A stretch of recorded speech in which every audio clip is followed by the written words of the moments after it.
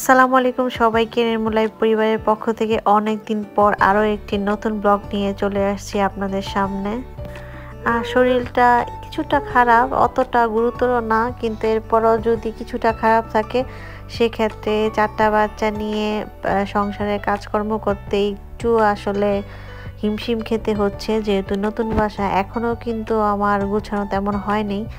তাছাড়া এই কয়েকদিনের ভিডিও আমি করি নাই কোনো, আমাদের বাসায় কিন্তু মেহমান আসছে যাচ্ছে এরকমটাই হচ্ছে। তো আজকে কিন্তু 2জন বিশেষ অতিথি আমাদের বাসায় আসবে।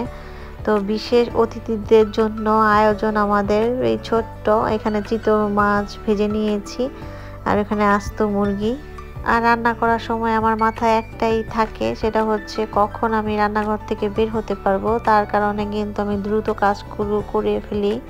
আর সেক্ষেত্রে ভিডিও করা আমার কাছে তেমন একটা জরুরি মনে হয় না, জরুরিটা এটাই মনে হয় যে কতক্ষণ আমি এই রান্নাঘর থেকে বের হতে পারবো।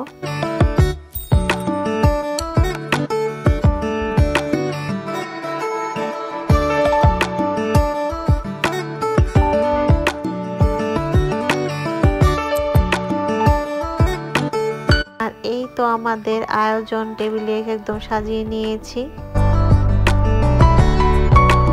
আর এখানে মেহমানদের জিনিসপত্র। আপু একটা টিচার, তোমার টিচার আপু লাগে, তুমি আপুরে মিস করো,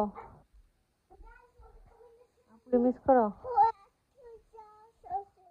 আর এদিকে আমার মেয়ে আমার আম্মুর জন্য কান্না করছে, আমার আম্মুকে আপু বলে, ও বলতেছে ও আপুকে মিস করি। তো বাসায় যারা আসছে তাদের আমি বলছিলাম ওদের আপু বলতে, তো সে কিছুতেই আপু বলবে না, সে বলছে আমার আপু একজন টিচার, আমার আপু বাংলাদেশে থাকে, আমি আপুরে মিস করি, সে আপু আপু করে কাঁদছে।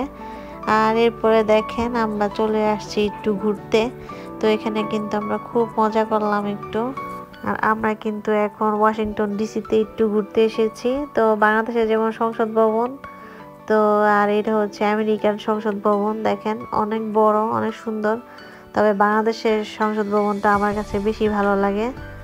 আর যেহেতু বড়দিন, তো বড়দিনের উপলক্ষে তারাও ঘুরতে আসছে যারা খ্রিস্টান।